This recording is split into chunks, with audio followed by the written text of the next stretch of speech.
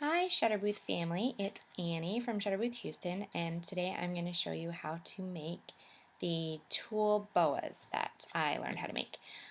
So throw away all those feathers, they're nasty, they're gross, they fall apart, they're awful. Tulle boas are totally the way to go. So the first thing that you're going to need is a pair of scissors.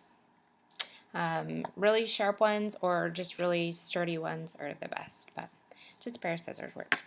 And then I use a CD case like this, just a normal DVD case too. And then the other thing you'll need is your tool. You need two. If you want to use two different colors, you can. If you want to use the same colors, you can. I have all different kinds of colors here, but I'm going to show you today I have the two different colors. And it is 25 yards at 22.86 meters. And I just picked them up at Walmart. Sorry, my phone's ringing. Anyways, they were only like $2 at Walmart. I got them on sale. And then the other thing that you'll need is standard ribbon. Again, I got this at Walmart. Any ribbon will work, but I like the size right here, the 3mm.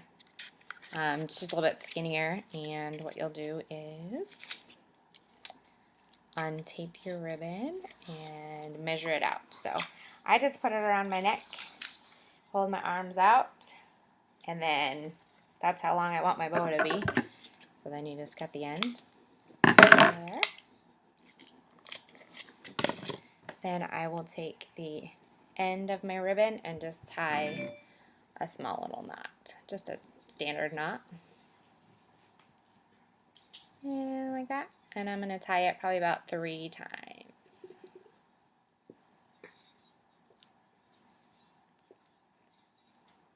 There you go. There's my little knot at the bottom. And then the next thing you do to get your ribbon ready is you'll take the ribbon and open the plastic. Then you'll take your little DVD case here and just hold one side. And you can see the ribbon kind of sticking up. Sorry, the white's probably not a good example, but you just take it like that, and you take your ribbon and you just wrap it around the DVD case. I do it lengthwise, top to bottom, so that way it's a little bit fluffier of a boa. If you want to do it this way, you can. It's a little bit harder to tie, and then your boa is not as fluffy. So however you want to do it, just as long as as you're circling it around, make sure that you're holding it pretty tight. You don't have to, it's stretchy, so you don't have to stretch it, but just so it's, snug. And then you'll just sit here and continue to turn and turn and turn until it's done all the way. Okay, perfect. So now that I have it all the way unwrapped and it just comes off at the end, you see at the end here, then I just hold it on here. I take my scissors and I put it, let's see if you can see this here, underneath the tool, like this, and then I just cut along the edge here.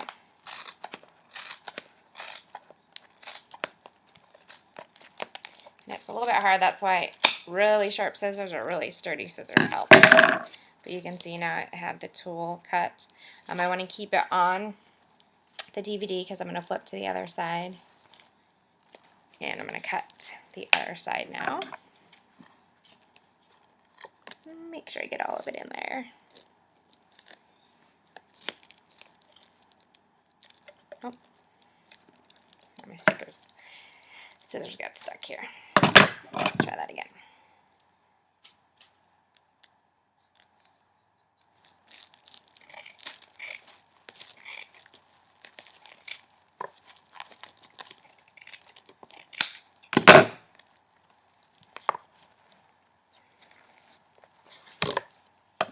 Didn't get all of it in there. I gotta go back and cut the other ones on the bottom that I missed. So, anyways, it doesn't have to be perfect. They just have to be cut in little squares.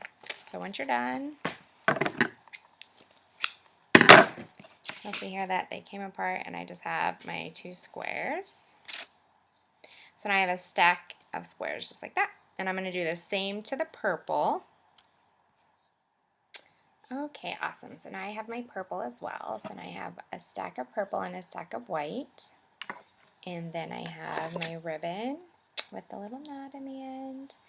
And what I do next is you're just going to proceed to tie the tulle around the ribbon. So to do that, I wrap it around my neck here. And then I'll tuck this end kind of just under my leg or in the drawer or somewhere just to kind of hold it a little bit tight. If you want to tie it to 2 chairs or if you have something that can hold it tight, it's easier if the string is tight to do the slip knot. So I got it around my neck here. It's just tight so I can pull on it. It's not going anywhere. Then I'm going to start with the purple. Oh, I did want to say that I'm using purple ribbon because I'm using the purple tulle, but if you just wanted to do white ribbon for all of them, that's fine. I like to buy like color coordinating ribbon, so the next one I'm going to do is a blue and pink one, so I bought blue ribbon to go underneath it. But if you just want to do white, that's fine. So I got. Next I'm going to take just one square out of my stack, and then I take it lengthwise. See, it's longer here than it is here, so I just take the longer and you're just going to squeeze it like this, and then you loop it around your finger so you have the little hole at the top, and then you're going to put the loop over the string like that, if you can see, and then just pinch it through and make a little slip knot, so when you pull it tight it just ties like that. And then you can kind of move it along the string here. Let's see, do this so you can see. Woo.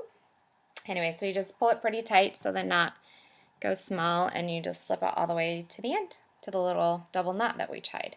So that's the first set there. And if you're doing the same color, you can just grab another purple, and just continue to tie that. But I'm doing alternating colors, so I'm going to take a white one, hold it tight, slip it around my finger, and then I'm going to pull it around my ribbon, pull it tight, and then slide it right on top. So you can see I have one going to one side, one going to the other side. If they all end up on the same side, that's okay. You can go back later and turn them and fluff them once you're done. But it's on the other side right now, so I'll just leave it there, and you just push it down tight on top of the purple one, and then you'll go and grab another purple, pull it tight, slip it around, pull it tight, and pull it down. And then I'll go and grab another white one, loop it, pull it around my ribbon, pull it tight, slip it down, and now we get a little puff at the bottom there. So you can see the little knots here. But once you get all the tulle on top of it and you push it down tight, it really fills in, and then you can't see the knots as much. In fact, you practically can't see them at all. So I'll go ahead and finish with that, and I'll show you what it looks like halfway. Alright guys, so now we got it about halfway done. There you go. And halfway only took us about 10 minutes, if that. It was more like 7 minutes. So let me show you. Once we get it halfway, you just kind of take it and squish it down. Make sure it's nice and tight. And then once you pull them all down so it's nice and tight on there, then you can see that it's really starting to fill in, and it looks like a nice fluffy boa. So we'll show you at the very end what it looks like and how we tie it off. Okay guys, now you can see that we are completely finished. We have all of our tulle tied on our boas. So at the end here, we just have the little string left over, and you just do the same thing that you did at the start. You take the string and make a couple knots. 1, 2, like I said, I like to do 3. 2 and 3. There you go, just like that at the end. And then you can fill in the last couple and then do it to the end. Another thing is sometimes these little things can come untied. I've never had one happen, but that's what the tutorial said. If it comes untied, just get another one and loop it on. And sometimes the string can stretch out, even if you're using, like, if you want to use fishing wire or anything like that, just people using it, sometimes it gets stretched out. So you can get a little gap like this. And whereas you would get gaps like this on the feather boas, and you would have to pretty much throw it away or just kind of tie it in a knot to hide it. These ones, since it's on the little slide, you can just slide these down all the way to the end, cover up that hole, make everything tight, and then when you get to the end, you'll have extra string like this. You can just cut it here and then tie a few more knots to make it a little bit shorter, or you can, if you have extras left over and you want to save them, then you can just tie some in here to fill it in. So then just because it has a little bit of a spacing, you don't have to just throw it away like with the feather boas. You can go ahead and rescue it and save it for another day. With these, you can put them in the washer on delicate cold. You cannot dry them, but if you wanted to wash them, it's definitely doable. You just let them air dry afterwards and then you fluff it. Or because it's a very thin material, you can use the Lysol spray on it if you wanted to. And that is how you make a tulle feather boa. All right, ShutterBooth family, I hope you have fun making your tulle boas, and I hope this saves you money. It takes a little bit of time, but in the long run, it's definitely worth it. They last forever, and they're still full and fun, and the guests really love it. Thank you.